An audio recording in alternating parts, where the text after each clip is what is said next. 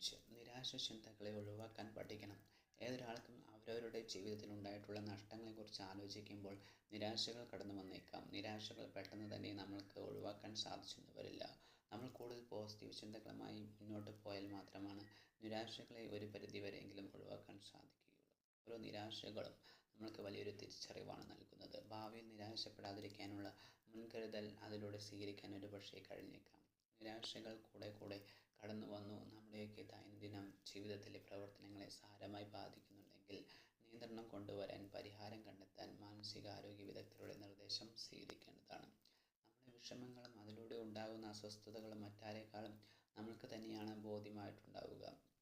നിരാശ ചിന്തയിൽ ആയിരുന്നാൽ നമ്മൾക്ക് വിജയത്തിലേക്ക് എത്തിച്ചേരാൻ പരിശ്രമിക്കാൻ സാധിച്ചെന്ന് വരില്ല. നിരാശകളെ ശക്തമായി പ്രതിരോധിക്കാൻ കഴിയേണ്ടതുണ്ട്. നമ്മളെക്കൊണ്ട് നിരാശകളെ അതിജീവിക്കാൻ സാധിക്കുമെന്ന് ഉറച്ച് വിശ്വസിക്കുക. വിജയത്തിന് വേണ്ടി മുന്നോട്ട് നിരന്തരം പരിശ്രമിച്ചു കൊണ്ടിരിക്കുക. പതിയെ പതിയെ നിരാശകൾ നമ്മളിൽ നിന്നും അകലും. ഇന്നലകളിലെ നഷ്ടങ്ങൾ, തോൽവികൾ, ദുരിതങ്ങളെല്ലാം നമ്മളിലേക്ക് നിരാശ ചിന്തകൾ നൽകിയെന്ന് വരാം. അതിൽ നിന്നെല്ലാം പുറത്തു കടന്നാൽ മാത്രമേ നമ്മൾക്ക് വിജയം നേടാൻ സാധിക്കുകയുള്ളൂ. നിരാശപ്പെട്ടിരുന്നാൽ ഒരിക്കലും നേട്ടങ്ങൾ സ്വന്തമാക്കാൻ കഴിയില്ല എന്നത് മാത്രമല്ല, നമ്മുടെ വിലപ്പെട്ട സമയം നഷ്ടപ്പെടുത്തുന്നതിനോടൊപ്പം നമ്മുടെ ശാരീരിക മാനസിക ആരോഗ്യത്തെയൊക്കെ നഷ്ടപ്പെടുത്തിയേക്കാം.